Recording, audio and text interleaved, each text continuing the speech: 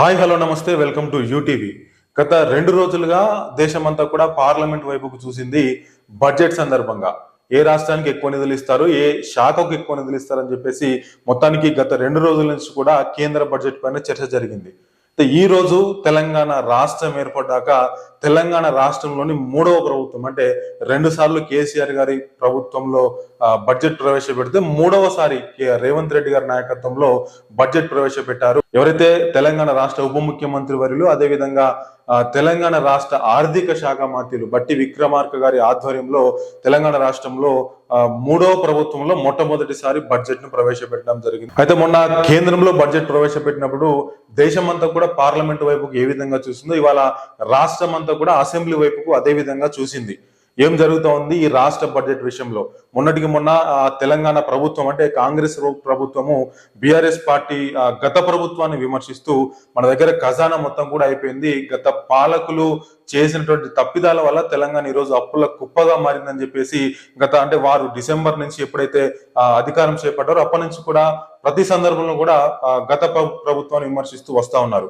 ఈ సందర్భంలో అసలు బడ్జెట్ ఎన్ని లక్షలు ఉండబోతోంది, ఎన్ని లక్షల కోట్లు ఉండబోతోంది, బడ్జెట్ ఏ శాఖకు ఎన్ని నిధులు ఇవ్వబోతా ఉన్నారు, ఈసారి బడ్జెట్ ఎట్లా ఉంటుంది, మొట్టమొదటి బడ్జెట్ 3వ ప్రభుత్వంలో అని అందరూ కూడా ఉత్కంఠగా ఎదురు చూశారు. మొత్తానికి ఎటకేలకు రాష్ట్ర ఆర్థిక శాఖ మంత్రి వర్యులు బట్టి విక్రమార్క గారు తెలంగాణ అసెంబ్లీలో నేడు బడ్జెట్ ను ప్రవేశపెట్టడం జరిగింది. మొత్తానికి బడ్జెట్ విషయానికి సంబంధించి ఒకసారి చూసుకుంటే గనక బడ్జెట్ మొత్తంలో కూడా 2.91 లక్షల కోట్ల బడ్జెట్ ని రోజు ప్రవేశపెట్టడం జరిగింది. మొత్తానికి 2.91 లక్షల కోట్ల బడ్జెట్ లో ఎక్కువ నిధులైతే ఎస్సీ సంక్షేమ శాఖకు కేటాయించడం జరిగింది.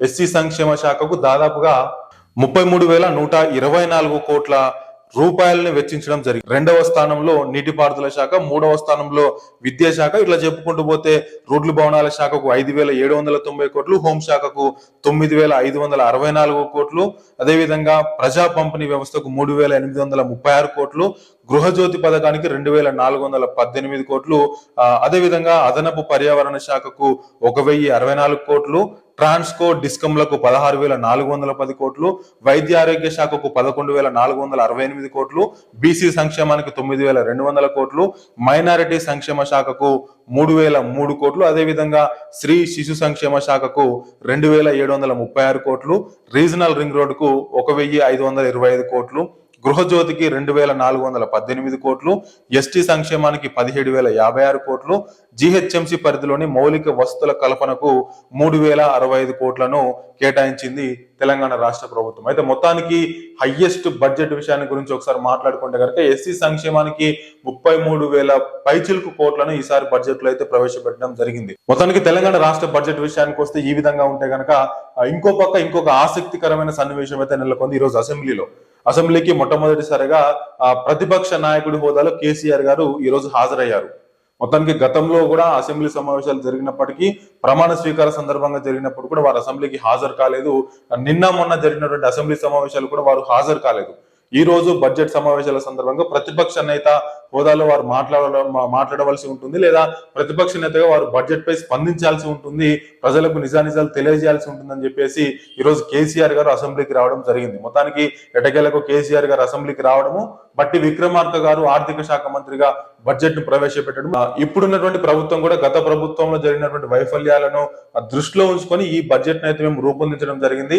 అన్ని వర్గాలకు, అన్ని కులాలకు, అన్ని మతాలకు, ముఖ్యంగా స్త్రీ శిశు సంక్షేమ శాఖకు కూడా పెద్దపీట వేశాము ఈ బడ్జెట్ లో అని చెప్పేసి ముఖ్యంగా బట్టి విక్రమార్క గారు అయితే చెప్పడం జరిగింది. ఎప్పుడైతే బడ్జెట్ సమావేశాలు అయిపోయి బయటికి వచ్చిన వెంటనే కేసీఆర్ గారు ప్రెస్ మీట్ పెట్టి కూడా మాట్లాడడం జరిగింది. మొత్తానికి కేసీఆర్ గారు మాట్లాడుతూ ఈ బడ్జెట్ అంత ఆశాజనకంగా లేదు, అంటే చెప్పుకోదగ్గ విధంగా లేదు, ఎప్పటిలాగానే చప్పగా ఉంది అని చెప్పేసి కూడా వారు ఘాటైన వ్యాఖ్యలు చేశారు ఈ బడ్జెట్ పైన. అటు ఇంకొంతమంది బీఆర్ఎస్ నాయకులు, అటు కేటీఆర్ కావచ్చు, హరీష్ రావు కావచ్చు, ఇంకొంతమంది బీఆర్ఎస్ నేతలు నాయకులు కావచ్చు, ఈ బడ్జెట్ పట్ల వారు మండిపడతా ఉంటే కాంగ్రెస్ పార్టీకి సంబంధించినటువంటి నాయకులు కావచ్చు, ఎమ్మెల్యేలు కావచ్చు, ఇతరత్ర నాయకులు కావచ్చు, వారందరూ కూడా హర్షం వ్యక్తం చేస్తా ఉన్నారు ఈ బడ్జెట్ పట్ల. కాబట్టి చూద్దాం అసలు ఈ బడ్జెట్ ఇంకా ముందుకు ఏ విధంగా వెళ్ళబోతా ఉంది. రాబోయే రోజుల్లో బడ్జెట్ పైన కూడా ప్రసంగాలు జరగబోతా ఉన్నాయి. ఎవరెవరు ఏ విషయాలు మాట్లాడబోతా ఉన్నారు, ముఖ్యంగా ఏ విషయం పట్ల మాట్లాడబోతా ఉన్నారు, కేసీఆర్ గారు ఏ విషయాన్ని లేవనెత్తబోతా ఉన్నారు, సో అనేటువంటి విషయాలన్నీ కూడా మరొకసారి నేను మీ ముందుకు తీసుకొచ్చేటువంటి ప్రయత్నం చేస్తాను. అంతవరకు చూస్తూనే ఉండండి యూటీవీ.